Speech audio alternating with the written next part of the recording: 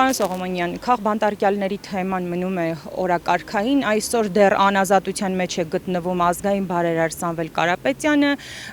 նաև մեր սրբազանները և մեկ կին քաղբանտարկյալ ունենք, Լիդիա Մանթաշյանը, որին ոչ մի կերպ ազատ չեն արձակում։ Կխնդրեմ ասեք, իշխանությունների վախ այս մարդկանցից որը կարող է լինել, ահաբեկիչներ են, ինչ են, որ իրենցից այդքան զգուշանում ու վախենում են։ Բոլոր ձեր նշած մարդիկ եւ բազմաթիվ այլ մեր հայրենակիցներ,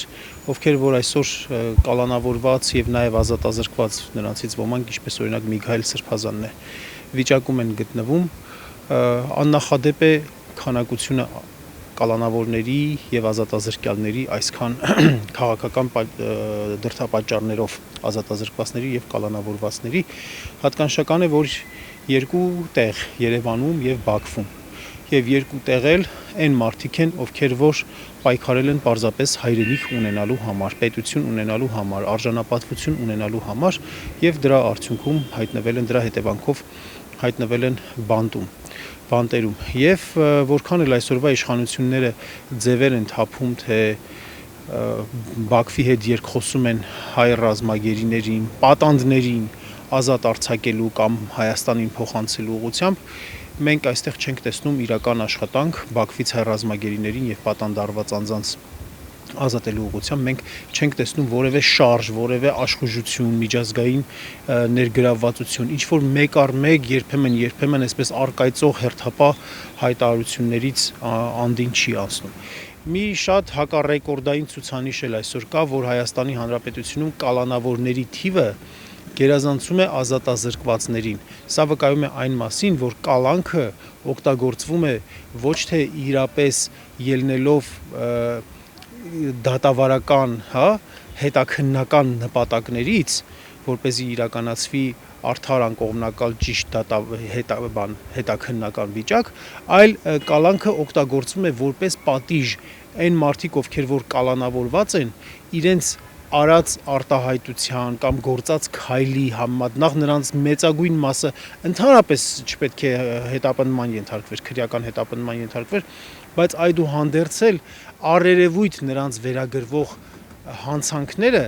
այն աստիճանի չեն, այն ուժգնությունը չունեն, որպեսզի նրանց նկատմամբ կիրառվի կալանքի ռեժիմ, եւ այդ կալանքը կիրառվում է որպես պատիժ։ Մենք տեսնում ենք, որ դրա արդյունքում մարդկանց առողջական վիճակն է վատանում։ Մենք դրա հետ կապված մահել ենք տեսել, մահվան դեպքերի էլ ենք ականատես եղել եւ այս պահին ես հիշում եմ օրինակ Արմեն Գրիգորյանին։ Խնդիրը նրանում է, որ այս իշխանությունների համար բոլոր այդ մարդիկ իրենց իշխանությանն են վտանգավոր։ Այդ կալանավորված են այն մարդիկ եւ այն մարդկանց հետ կապված այլ անձինք, ովքեր որ ներկայացնում են այս իշխանությունների առաքելությանը հակոտնյա գաղափարներ, նրանց արած գործին հակադրվող գործունեություն են իրականացնում եւ որոնցից եւ նրանք որոշակի նաեւ իրենց առաջնորդական կարողությունները հաշվի առնելով այս իշխանությունը բոլորի մեջ տեսնում է իր քաղաքական հակառակորդներին, բոլորի մեջ տեսնում է ռիսկ ժողովրդի տարբեր հատվածների նրանց շուրջը համախմբվելու, այդ պատճառով անխնա ձևով մարդկանց վրա ամեն մի փոքր հնարավորություն անգամ ունենալով մարդկանց ենթարկում են հետապնդումների։ Այսպիսով Հայաստանում հետապնդումները քաղաքական զանգվածային են, այսպիսի երևույթ Հայաստանի պատմության մեջ երբեք չի եղել, աննախադեպ է այո։ Պարոն Սողոմոնյան, բոլոր այս մարդկանց մեր քաղբանտարկյալներին մեկ բան է միավորում, բոլորը դեմ են դուրս եկել իշխանությունների հակաեկեղեցական քարոզին, պայքարին, չգիտեմ ինչպես դա անվանել, եւ այսօր նաեւ, եթե չեմ սխալվում, մտավորականներն են արդեն փորձում կողմ կանգնել եկեղեցուն, նաեւ դուք կխնդրեմ ասեք, այսօր մտավորականները ինչ կարող են անել եկեղեցու համար եւ արդյոք միասնությունը հնարավոր կլինի արդյունք ունենալ։ Մտավորականների անելիքը պետք է լինի այն, որ առաջին հերթին իշխանությունների այս օրակարգը դելեգիտիմացնեն։ Այսինքն որքան մեծ թվով մտավորականներ դուրս գան վախից, դուրս գան կոմֆորտի զոնայից, հաղթահարեն իրենց վախերը եւ խոսեն եւ քննադատեն այն ինչ որ տեղի է ունենում եկեղեցու դեմ ուղղված, եկեղեցին քանդելուն ուղղված այս գործողությունները քննադատեն, այնքան Փաշինյանի գործունեությունը կդելեգիտիմացվի, մարդկանց համար իրենց այսպես հետաքրքրությունը կկորչի, մարդիկ կսկսեն հենց իրենք էլ քննադատել, որովհետև Փաշինյանը շատ հմտորեն է օգտագործում եկեղեցու մեջ կան խնդիրներ, այո, կան խնդիրներ, բայց հիմա այս պահին, երբ որ հայ ժողովրդին պետք է շատ մեծ համախմբվածություն արտաքին մարտահրավերներին դիմակայելու համար, ընդհակառակը Փաշինյանը խորացնում է պառակտվածությունը եւ այդ պառակտվածությունը խորացնում է այդ խնդիրները ուրճացնելով, այդ խնդիրների մասին այդպես խոսելով, շատ կոպիտ բառերով արտահայտվելով եւ մարդկանց մի մասն էլ ընկնում է այդ որոգայթի մեջ, իրենք էլ են սկսում քննարկել, ասում են, հա, բա իհարկե կան մտավորականների մասին է խոսքը։ Մտավորականները, չէ, առհասարակ բնակչություն, մեր հայրենակիցները, օրինակ, երբ որ ես գրառումներ եմ անում կամ հանրային այդպես խոսք եմ ասում այդ թեմայով, անընդհատ այդպես մեկնաբանություններ են որոշ մարդիկ գրում, իբրև թե բիզնեսմեն քահանաների կամ եպիսկոպոսների մասին այսպիսի բաներ են անում, այսինքն ինչ որ տարբեր անձանց հետ կապված ինչ որ եղելություններ կամ ինչ որ կիսաճշմարտություններ այսօր դառնում է հանրային մեծ օրակարգ եւ երբ որ այս գործին չեն խառնվում մտավորականները, երբ որ չեն ասում ճշմարտության մասին, չեն հորդորում, Փաշինյանի օրակարգը ավելի ու ավելի զորեղանում է։ Այստեղ է մտավորականների դերը, որ պետք է ապալեգիտիմացնեն Փաշինյանի այս օրակարգը, որը հայկական օրակարգ չէ, որը դրսից ներմուծված օրակարգ է եւ նպատակ ունի քանդելու մեր եկեղեցին, իսկ եկեղեցին քանդելով դուք պատկերացնում եք ինչքան է խորանալու պառակտվածությունը, ճեղքը հայ ժողովրդի տարբեր հատվածների մեջ եւ ինչքան է դա մեր պետությունը թուլացնելու։ Հիմա այդ մասով ինչ վիճակում եք, մտավորականները կարողանում են համախմբվել մեկ գաղափարի շուրջ։ Մտավորականներ, ովքեր որ խոսում են, օրինակ ես այդ առումով կցանկանայի գնահատել վավերագրող եւ Հայակվե ազգային քաղաքացիական միավորման խորհրդի անդամ Հովհաննես Իշխանյանի գործունեությունը, ով եկեղեցիների բակերից տարբեր մտավորականների խոսքն է հեռարձակում, սա ինքնին ցույց է տալիս, որ այս պահանջը կա, պարզապես պետք է շատ ավելի խրախուսել, պետք է կոչ անել մեր բոլոր գործընկերներին, որոնց թիվը փոքր չի, իսկապես հաղթահարել վախերը, որովհետև եթե բոլորս ենք դուրս գալիս այդ վախերից, մեզ ոչ ոք չի կարող, բոլորից չեն կարող ազատել գործից, բոլոր դասախոսներին չեն կարող ազատել գործից, բոլոր ուսուցիչներին չեն կարող ազատել գործից։ Մարդիկ չպետք է միայն դիտորդի դերում լինեն եւ չպետք է ասեն մենք մենակ ենք եւ մեզնից ոչինչ կախված չէ։ Ես չեմ ուզում մեղադրել, չեմ ուզում քննադատել մեր գործընկերներին, չեմ ուզում կշտամբել, բայց իսկապես եթե մենք չենք խառնվում, եթե մենք չենք միջամտում բարի դրական իմաստով, ապա այս օրակարգը ավելի ու ավելի է տարածվում։ Մենք ենք, չէ, որ որոշակիորեն էլիտայի ֆունկցիա պետք է կատարենք եւ ցույց տանք ինչն է լավը, ինչն է վատը։ Պարոն Սողոմոնյան, հասարակական կազմակերպության ներկայացուցիչները Բաքվում էին, ներկայացնում էին Հայաստանը, առհասարակ եթե ամփոփելու լինենք այս այցը, ինչ արեցին ՀԿ ներկայացուցիչները Բաքվում եւ ինչ ուղերձով եկան Հայաստան։ Ոչ մի լավ բան այդ ՀԿ ներկայացուցիչները, ովքեր որ գնացել էին Բաքու եւ իրենց անվանում են քաղաքացիական հասարակություն,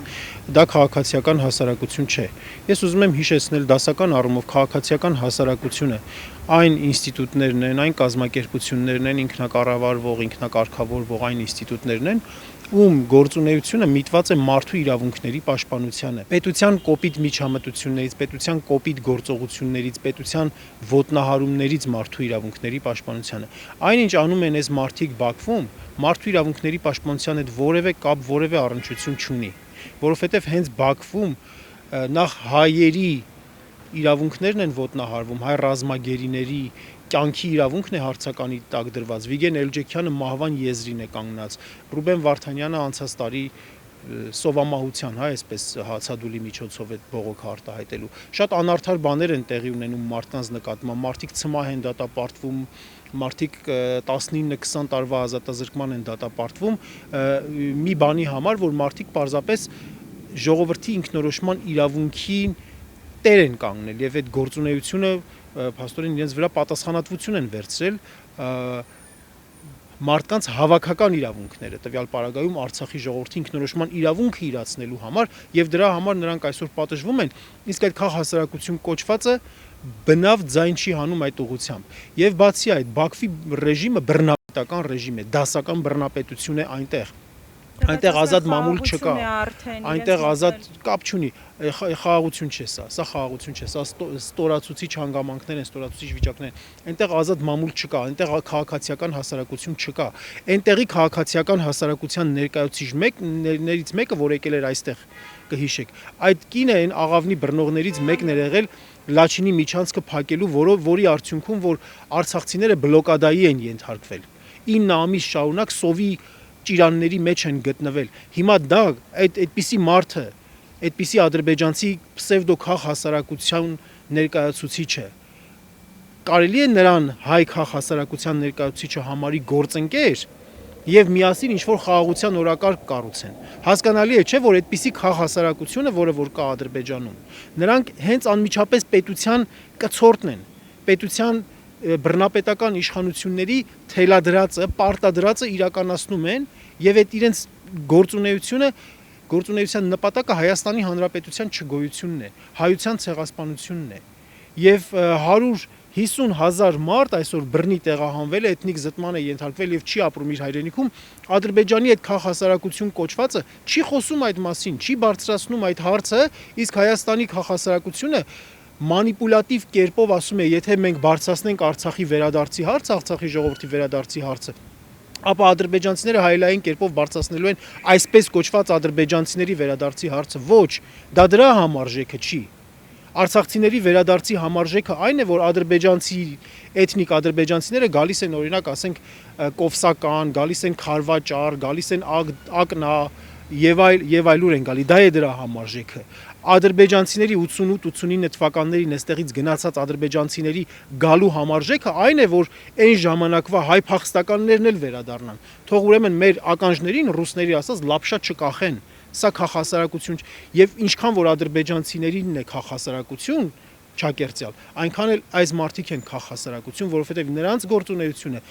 մարդու իրավունքների հետ ոչ մի առնչություն չունի։ Նրանք պարզապես գործող իշխանությունների կցորդներն են, նրանց կամակատարներն են եւ նրանց օրակարգը, ստորացուցիչ խաղաղության օրակարգը հայ ժողովրդի աչքերում լեգիտիմացնել փորձողներ են։ Պարոն Սողոմոնյան, դուք խոսում եք արցախցիների էթնիկ զտման մասին, բայց նաև այսպիսի կարծիք կա, որ 26 թվականին, եթե Նիկոլ Փաշինյանը վերընտրվի, նույնը սպասվում է հենց Հայաստանի ժողովրդին, հայաստանցիներին, նաև արցախցիներին, որոնք արդեն այստեղ են, ճակատագիրը երկրորդ անգամ է կրկնվելու։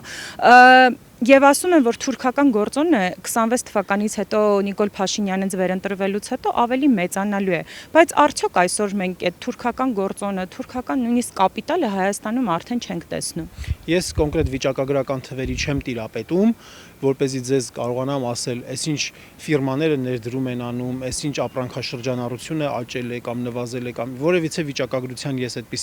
որպես այդպեսին չեմ տիրապետում, եթե լիներ այս պահին շատ ծանրակշիռ ներկայություն թուրքական կապիտալի այստեղ կերևար դա ինչ որ կերպով այս պահին չի նկատվում, բայց նաև ես չեմ ուզում բացառել այն հանգամանքը, որ տարբեր ալիքներով գուցե հենց թուրքական փողեր են ներհոսում այստեղ թուրքական օրակարգ առաջ տանելու համար, որովհետև այսօր իշխանությունները վարչախումբը այն ինչ որ անում է մեր եկեղեցին քանդելու իմաստով, մեր ինքնությունը վերափոխելու իմաստով, մեզնից բանական մարդուց փորձելով պարզապես սպառող մարդ կերտել դպրոցներում կրթական քաղաքականության իմաստով, Արցախը մոռանալ տալու իմաստով, ցեղասպանության ճանաչման պահանջը մոռանալ տալու իմաստով, հերոսներին արժեզրկելու բոլոր այս իմաստներով այն ինչ որ այս իշխանությունները իրականացնում են, սա զուտ հենց թուրքական օրակարգ է։ Թուրքական օրակարգ է եւ այդ առումով ենթադրելի է, որ թուրքական կապիտալը, դե թուրքական օրակարգն է, պետք է թուրքական կապիտալով ֆինանսավորվի, առաջ տրվի։ Ինչ վերաբերում է 26 թվականին, այո, 26 թվականի հետո ընտրություններում եթե այս իշխանությունները վերընտրվեն, բնականաբար ինտենսիվանալու է Թուրքիայի ներկայացվածությունը Հայաստանում, ավելի մեծանալու է, նրանց ճնշումներն ավելի շատանալու են, իրենց համար ընդհանրապես այս իշխանությունների համար ընդհանրապես դրա գինը լինելու է աթոռի պահպանությունը։ Աթոռի պահպանության դիմաց Հայաստանի Հանրապետության կործանում է սպասվելու մեզ առաջիկա ինչ որ մի ժամանակահատվածում։ Քանի որ խոսեցինք ընտրություններից, արդեն լուրեր եւ խոսակցություններ կան այն մասին, որ Նիկոլ Փաշինյանը երբ մարզեր այցելություններ է ունենում, այնտեղ մարդկանց 3000 դրամ կամ ավել պակաս վճարում են, որպեսզի այսպես գան, ջերմ բարևեն Նիկոլ Փաշինյանին, ծափահարեն նրան եւ ողջունեն իր այդ հակաեկեղեցական քայլերը։ Եթե մենք ունենք այս իրավիճակը, մենք ինչպես ենք գնալու 26 թվականի ընտրություններին։ Տեսեք, մի բան է, երբ որ կամերայով նկարում են ինչ-որ մի հատ իրավիճակ, մի բան է իրական իրավիճակը։ Ես եւ դուք էլ կարող ենք միասին մեր օպերատորի հետ միասին գնալ պայմանավորված վիճակներով մեր բարեկամներին, ընկերներին բերենք ինչ-որ միտեղ ու ասենք ինչ-որ մի բանից խոսենք եւ դա ներկայացնենք, որ ամբողջ երկիրը այդպես խոսում է, չէ՞, դա պարզ է քարոզչական տրյուկներ են։ Ես չեմ ուզում ոչ հերքել, ոչ էլ այսպես հաստատել ձեր ասածը, որ մարդկանց, չգիտեմ, 3000 դրամ են տալիս, թե ինչ են անում։ Իհարկե, եթե այդպիսի տեղեկություններ կան, դրանք հետագայում նախաքննություն կլինի, հետո այդ ամեն ինչը կբացահայտվի եւ մեղավորները կպատժվեն, այնպես ինչպես իրենք են հիմա, այսինքն Սահմանադրության այդ 200 քրեական օրենսգրքի 236-րդ հոդվածը կիրառում կամովին այն առումով, որ եթե զանգում ես ընկերոջդ, ասում ես արի ցույցի մասնակցի, հետո ձեռքի հետ էլ կգնանք կնստենք միտեղ սուրճ կխմենք, դա համարում են նյութական շահագրգռություն։ Լավ, մի խոսքով բայց իրականությունը նրա մեջ է, որ մեր հայրենակիցների ինչ-որ մի հատված իսկապես հավատում է։ Իսկապես, եկեք բան չանենք, իսկապես հավատում է, որ Փաշինյանը ճիշտ է անում, որովհետև այդ մարդիկ ինֆորմացիայի այլընտրանքային աղբյուր չունեն, որովհետև մենք ընդդիմադիրներս դեռևս չենք կարողանում արդյունավետ հասնել իրենց տները, այլընտրանքները ցույց տալ։ Մարդիկ միշտ այսպես դիխոտոմիայի առաջ են կանգնած նախկին ներկա, իսկ այս իշխանությունները ամեն օր հիշեցնում են այդ մասին, եւ դրա համար մեր մոլորյալ հայրենակիցների թիվը քիչ չէ։ Բայց այնպես էլ չէ, որ նրանք բացարձակ մեծամասնություն են կազմում եւ այս իշխանությունները ունեն մեծամասնություն, ոչ, ամենևին էլ ոչ։ Մենք պարբերաբար օգտվում ենք պրոֆեսիոնալ սոցիոլոգիական հարցումների եւ հավաստի սոցիոլոգիական հարցումների արդյունքներից եւ արձանագրում ենք, որ այս իշխանությունների ռեյտինգը նշանակալիորեն իջել է եւ նրանց գնալով ավելի քիչ մարդիկ են վստահում։ Պարոն Սողոմոնյան, եւ եթե ամփոփելու լինենք, մենք դեպի ուր ենք գնում եւ այստեղ ինչ անելիք ունի միասնական ընդդիմությունը, որովհետեւ շատերը հենց հասարակությունից էլ երբ հարցումներ են կանում, բոլորը հույս ունեն, որ ընդդիմադիր ուժերը կհամախմբվեն, ինչ որ մի բան կանեն Փաշինյանի այս իշխանության դեմ։ Դա հնարավոր է մոտ ապագայում եւ անելիքը որը պետք է լինի իսկապես այդ ամբողջական ընդդիմության։ Միասնական ընդդիմություն հիմա ստեղծելու ոչ հնարավորություն կա, որ բոլորը, ովքեր որ դեմ են Նիկոլ Փաշինյանին, միավորվեն ինչ-որ մի հատ կառույցի ներքո, ոչ դրա հնարավորությունը կա, ոչ էլ դրա անհրաժեշտությունը կա, անկեղծ ասած, բնականորեն չկա դա, որովհետև իսկապես մարդիկ մի ստվար հատվածը մեր հասարակության որևէ կերպ մերժելով հանդերձ Նիկոլ Փաշինյանին, որևէ կերպ չի ուզում, որ նախորդ իշխանությունները վերադառնան։ Ու նախորդ իշխանությունների ասածը իհարկե զանազանում կա նախորդ իշխանություններին հարող ուժերի առանձին գործիչների հետ կապված, որոնց վերաբերյալ կա դրական կարծիք ընդհանուր առմամբ, բայց ընդհանուր առմամբ այն ժամանակների մեթոդաբանության վերադարձին դեմ է։ Դա ցույց է տալիս այն հանգամանքը, որ բայց միևնույն ժամանակ, քան որ այդ մարդիկ նաև մերժում են գործող իշխանություններին եւ նրանց իշխանությունը կործանարար են համարում, դա ցույց է տալիս, որ արտախորհրդարանական դաշտում արկա է համախմբման լուրջ պոտենցիալ եւ այսօր կարծես թե այդպիսի գործընթացներ տեղի ունենում են կամաց դաշտում այդպիսի խմբեր, բլոկներ, դաշինքներ ձևավորվելու process-ներ տեղի ունենում են։ Պարզապես պետք է ապահովել, պետք է անել այնպես, որ լինեն խոշոր ու արդյունավետ կարող բլոկներ։ Մանր առանձին կուսակցություններով խմբերով ընտրությունների գնալը շատ վտանգավոր է լինելու եւ ռիսկ է լինելու ձայները փոշիացնելու տեսանկյունից։ Այնպես ինչպես եղավ 2021 թվականին, երբ որ Փաշինյանը հավաքել էր 54% ձայն քաղաքացիական պայմանագիր կուսակցությունը, բայց փաստացի այդ փոշիացումների արդյունքում նրա 54%-ը վերածվեց կարծեմ 70%-ի կամ 60-67%-ի վերածվեց։ Այսպիսի բան թույլ չտալու համար, առավել եւս այն ժամանակ ավելի շատ էին 21 թվին ավելի շատ շատ էին Փաշինյանին հավատացողները, հիմա շատ ավելի քիչ են, այսինքն հիմա իրականում ավելի շատ շանս կա, ավելի շատ պոտենցիալ կա, բայց դա նաև ցույց է տալու, որ այս իշխանությունները չպարտվելու համար կոշտացնելու են իրենց պայքարի մեթոդները։ Դա նաև ասում է, հուշում է մեզ արտախորհրդարանական դաշտում գտնվող ուժերին, որ պետք է արդյունավետ համախմբումներ, բլոկներ ստեղծել եւ գնալ ընտրությունների, որովհետեւ այս պահի դրությամբ իշխանազրկության, իշխանափոխության համար այլ մեխանիզմներ մենք չենք տեսնում։ Եթե տեսնենք, բնականաբար կգնանք նաև այդ ճանապարհով, որոնք որ սահմանադրական ճանապարհներ են, մեխանիզմներ են։